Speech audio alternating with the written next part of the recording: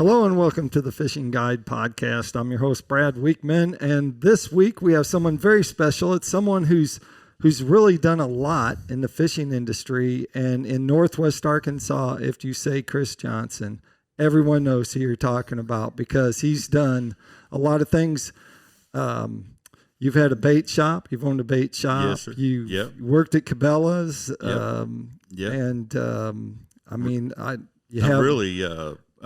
kind of had a whole gauntlet of things. I started after high school working for a large marine dealer, became a fully certified marine tech, did that for quite a number of years, and then got out of that, and then actually did tile and flooring for a while, but then got back into owned and operated my own tackle store, and then worked for another large local tackle store for quite a number of years, right. And then moved on to Cabela's and worked big time retail there in the really entire outdoor industry.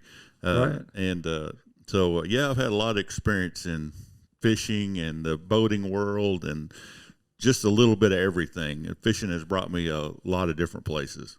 And not only is Chris well known, so's his wife, Lucy. She is. It's kind of an interesting story with her. When we met, she didn't know anything about this whole tournament thing or fishing thing. It was a little bit like, what's all this about? But, at this point now, she's progressed to she is the state youth director for the state of Arkansas and has kids everywhere fishing, and it's a wonderful thing. We actually had her on as a guest, and two of her young anglers were on here, and they brought their great big trophies. So she's getting a lot of kids hooked on this sport. They are competitors. They love it.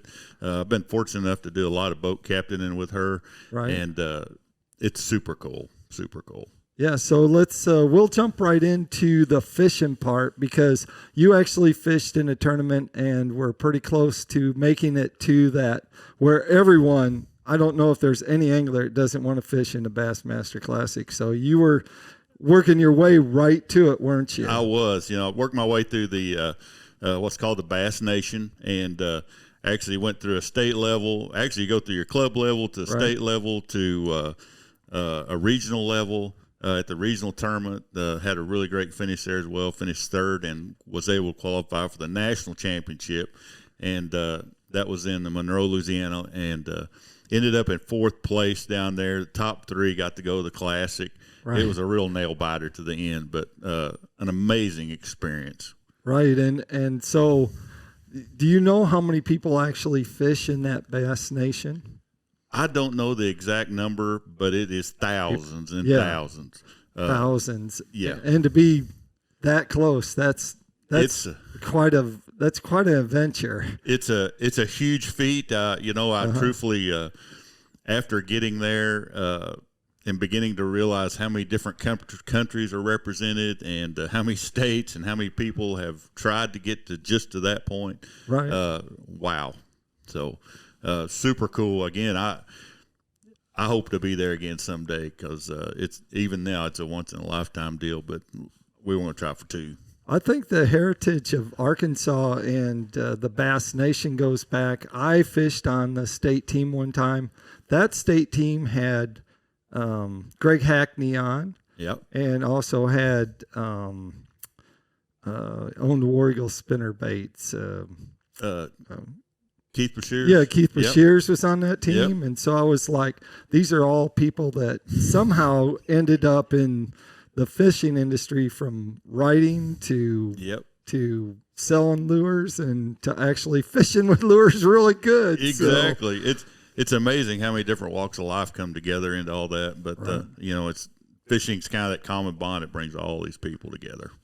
So, And you're fishing, you're a little different now. All of the anglers now, they really are getting into their electronics. We're seeing it down on Sam Rayburn. There's a lot of people have pulled off. And let's talk some about that. I know we had visited off air about that. Tell them about your rig. Tell them about your electronics. I'm an extremely an old school angler. Everybody that knows me will know that. But I fish out of a 1986 model Ranger 19-footer with a 87 Mercury 175 on it. on my front bow, I have what's called a 1240A. Most young anglers today probably won't know what that is, Right. but it's an old school flasher. And I have two basic just Lowrance units on my console, one for regular down, just one-dimensional graphing, Right. and one for a map chip. I have kind of got off into the map chip a little bit. But other than that, as far as depth goes, I use an old flasher. It's what I grew up with. I keep it super simple and just fish. Yeah. And so you're really focused more on, are you more focused on shallow water? Is that it? Just mostly shallow water? I do a lot of, I still do a lot of deep water structure fishing. That's how I learned to fish. My progression with my father was a tournament angler as well, and another a well-known local angler by the name of Hewlin Nations, and they were structure fishermen back in the day. And we spent hours using the paper graph and looking for these old spots and triangulating and doing all this deep water structure fishing. So that's how I learned to fish. I didn't learn to fish shallow. I learned to fish deep, and so I still do a lot of that today with the same techniques. It's probably a little more work than what with newer electronics, but right. You get out there and graph, you find a spot, and it's all about boat positioning and angles when it comes to that. And the same way with the shallow water fishing. I do stay shallow majority of the time nowadays, right? But it's really about presentation and angles and casts with these shallow fish. Right, and you're talking about angles. I know I was in the boat with David Fritz, and everything was about angles. And interesting enough, it was like 3 years ago or 4 years ago, he had the same flasher you're talking about right next to his other units. Yep. And he was still trying to he found someone that had one of the old ones. He was trying to buy it off of him so he could get another one for backup. So he was buying backup, kind of worried about the parts and stuff in there. But they are getting a little obsolete. I'll scramble, I'll grab one every time I get a chance to have a spare. Right. I've actually got a really nice old collection of these that hang around the top of my shop. I've collected over the years. But there's nothing... To me, it's just what I learned. People will be like, "How can you tell anything with that?" But spent my whole life looking at it and looking at those little dots, and right. Can really get right over a group of fish suspended and get a spoon on them or anything like that just as well, even with that old flasher. There you go. So you're fishing a lot of shallow water. Are you pitching? What's your main tactic? Did you say that you're really good at?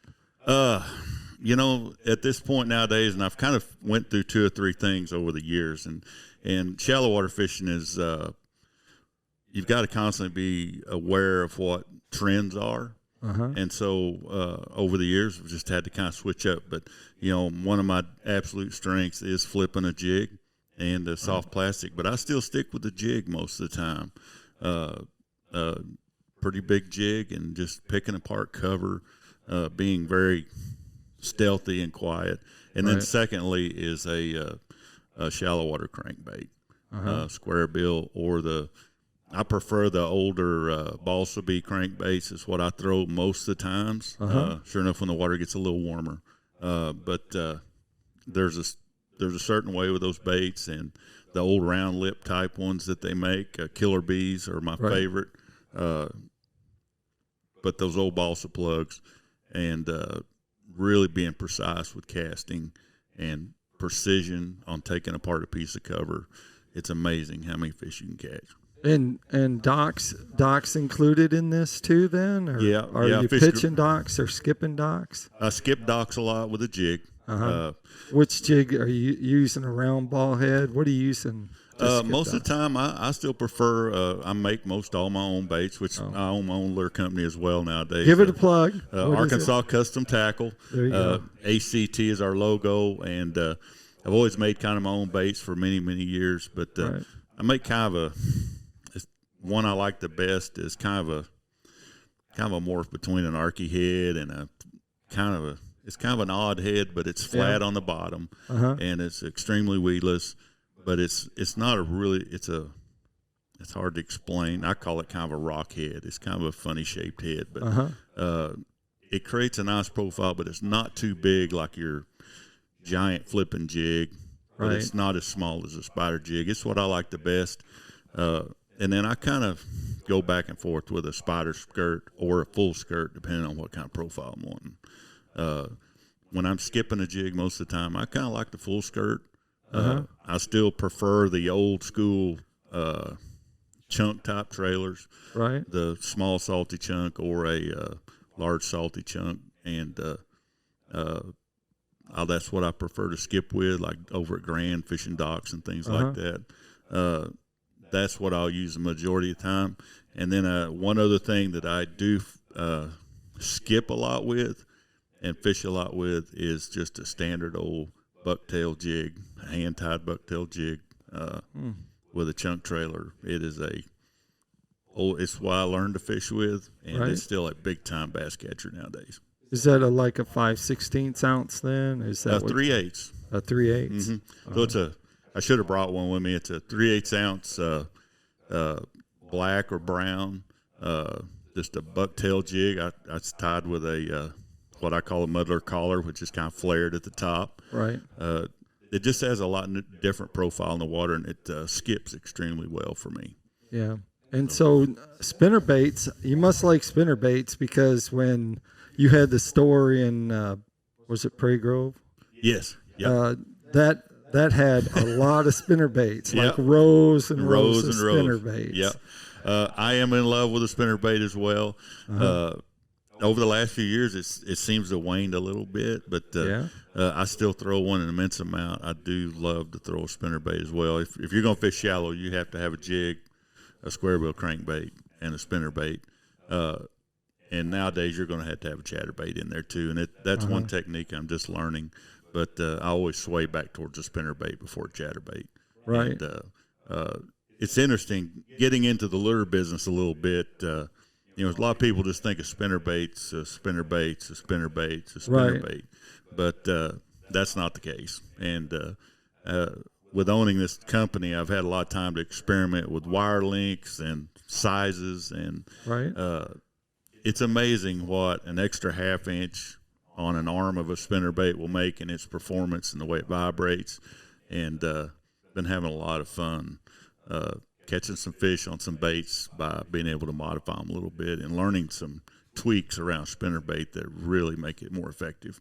So if someone wanted to get a spinnerbait from you, how would they get, how do they know, like, they want a tandem willow leaf, quarter ounce, most people, I do a lot of conversating about baits over the phone, and or people reach out to us on our Facebook page at Arkansas Custom Tackle, or me and Lucy personally on our Facebooks. We do a lot of that, and then do a lot of people have a lot of.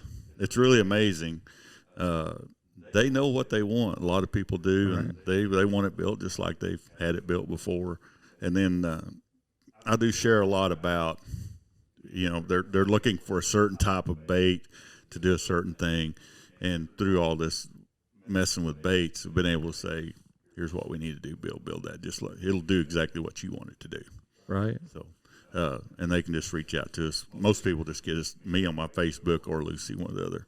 Right. And or call us on the phone. That happens a lot too. And you're making spinner baits, jigs. Yeah, spinner baits, buzz baits, jigs. I make the bucktail jigs, the old school living rubber jigs. We still produce those. Silicone, shaky heads. You just about name it. We've been building it. Do you make any in bulk, like bulk numbers for the jig heads? Yes. Yep. Yeah, I do a lot of. Actually, just finished a few orders of shaky heads where it's 100 of each size for customers and stuff like that. The color that they want. So cool stuff. Making what do they call it? Ned rig? No. It's a golly, man, I'm losing my mind. It's a like wobble head or a biffle head type head. But created one that I use my own personally. It's created off of more like an Arky style head, except a wobble head. And it's been really effective for me. Kind of a jointed with the lead in front of it. Yeah. Then. Yeah. A jointed jig head. Yep. just with a big hook, you can put like a beaver style bait or a biffle bug or any type of creature bait on there. Right. So kind of what's your plans like for this year coming up? This is January and we're running fast. So yeah, it's will you be fishing again? And do you have a tournament from last year yet to fish or not that you qualified for? Well, the tournament season last year's over with. I did fish the state championship to try to requalify for the regional and did not make it last year. So this year's over. I'll try again in the through the Bass Nation again this year. Be on Norfolk this fall. And then but I am fishing the Bass Opens this year through that tournament, and Monroe I was able to qualify to have a spot in the Bass Open. So I've already got all that paid. And which division of the Opens are you fishing? Southern or Central? Central. Central. Right. It's got Ross Barnett, Red River, Louisiana, and then Sam Rayburn in October. Oh my gosh! Yeah. You got some good lakes to go fishing. Yeah. I really loved it when I saw the schedule to have two openers that are both kind of shallow, muddy lakes. It made me pretty happy. Yeah. So looking forward to that. And then we'll fish a couple other team circuits around here, just to fill in some gaps between those tournaments. So when you're not fishing, what do you do? I'd still set tile for a living and then build lures like crazy. Right. And then I fish every minute other than that. Or I spend a lot of time tinkering with tackle and the boat and just prep time. I do a lot of that. So, and then help Lucy when I can sometimes when she needs some help. And so we stay hopping along pretty good. A lot of it all has to do with fishing, though, doesn't it? Everything has something to do with fishing around our place. It's if you come to my house, it will be about fishing. There's really not any other conversation. You're not a farmer, too, are you? I am not. No. My granddad was a farmer and had a big farm, and I learned to have a complete distaste for cattle and really about anything to do with it. So, fishing's a lot easier because you catch one, you don't want to feed it, take it home, and all that. You can just let it go. Yeah, you don't have to get with your relatives and try to kill each other getting it in a trailer or anything like that. Right. But luckily, I do have a lot of great memories of dealing with cattle and hauling hay and all those great things that go along with it. But nope, no farming for me.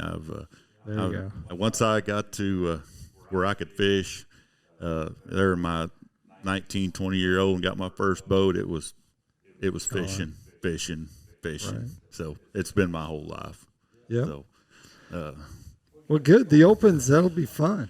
That'll be a good experience. So yeah, I'm looking super forward to it. I had a chance to fish them a few years back, and I just I don't think I was mentally ready to even that experience at the time. But I can't wait to get there, and it'd be easy to go into these tournaments and just say, man, I'm going to go win one, and I'm going to make the elites and do all these things. But for me, fishing is so much about the experience, and I have one goal, and that's to hopefully requalify for the Opens again, and whatever the rest comes along will be great.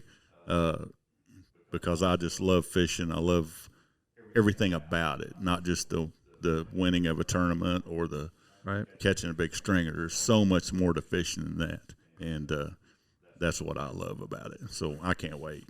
Do you have any sponsors? Do you have some you can sneak out? I do have a few. Some I'm working on some right now.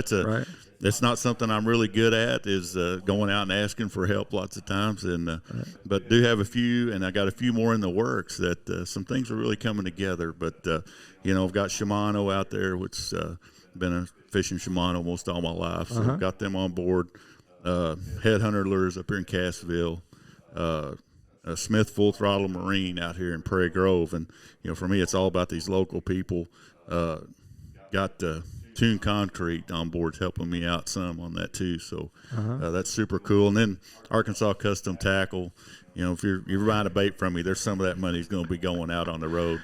So that's right. But some other great things that I'm working on that not got them cinched up yet, but hopefully we can talk about them soon someday. Yeah, that'll work. So, they'll be able to find that on the on your Facebook page once that happens. Yeah, on my Facebook, I do have a Facebook called Aspiring Angler, and I do a lot of little videos on there about fishing tips and stuff. And then I'm going to jump off into the YouTube thing here starting into February as we get into the season. And I'm going to try to have a little fun with that. Just really try to share. I have a lot of passion for I've had some new rigs, and I'm not a hater of the new technology or the big new boats. I think it's all awesome. But I really want to share my experience of the equipment I have that you can get out there, fish at a super high level, and I'm going to share how that goes and how this whole season goes along. So. And to start with that, goes along with that is just this past week at the Crappie Masters, the people that won $10,000, won first place, they actually do not have a unit on their boat. They actually were using fly rods that didn't have reels. Wow. And so they actually won that tournament. And in the crappie world, if you don't have 3 graphs on the front of your boat, they dismiss you as an angler. What are you doing? Exactly. But they turned around and did it. And so there's still places, and actually we had visited about it. It's kind of opening up the shoreline. It's kind of absolutely making it so there's some breathing room. Yep. It's as I've told a lot of people, is I'm not a hater of the live scope. It's been the greatest thing that's ever happened to me over the last, the shoreline and the banks have just become wide open. And, it's really odd. I keep thinking there's going to be this big resurgence back to it, and there probably will be. But as of right now, we'll just keep it the way it is. And those little spots along the shore, we'll keep picking away at them. So there you go. It's really interesting. That takes us to Tackle Time. Tackle Time is sponsored by Pico Lures and also Smith Products. Pico Lures, of course, they have jig heads. If you're not buying Chris's, you need to be buying Picos. Right. So he's got a bunch. He's got net heads, and he has some football heads and some jig heads. And for bass fishing, he has some hard baits that you can get. You can find all the Pico Lures at picolures.com. And then the other show sponsor is Smith Consumer Products. And they have all kinds of different tools. Like this is a small, little multi-tool. I brought that because it's always kind of cool to have in your boat and use. Right. And they have everything from, fillet knives, hook sharpeners, you name it, they got everything. They got a whole line of Mr. Wally stuff. Oh, so wow. Nice. So you can find it there. Go to smithproducts.com and find them there. Chris, tell us one more time if they want to find out more about you. Find about the Mountain Dews and the if you're drinking Mountain Dew that day, or what has you mad as you're driving to the boat ramp. Where would they go? Oh, if you want to go there, you just go to Aspiring Angler Chris Johnson. That'll be my Facebook page. Right. And then my YouTube will be the same name here in the next few weeks. All right. Just be under Aspiring Angler. And I'm going to start posting a lot of this other informational stuff on there and some fun stuff. I really enjoy doing just fun videos that kind of will get a little tickle out of you sometimes. And you need a Mountain Dew sponsorship. That's all I got to say, because you will hear him talk about it. So make sure you watch, so you can find out more, definitely what is up in Chris's world. That's right. So it'll be interesting. It should be a fun ride. And if you talk to my wife, you'll know that everything about my entire life has been extremely interesting. So some of it just might be pretty interesting and a little funny. That's right. All right. Well, like I always like to end the show, I always tell everyone to make sure they keep their hooks sharp and their lures in the water. That's right.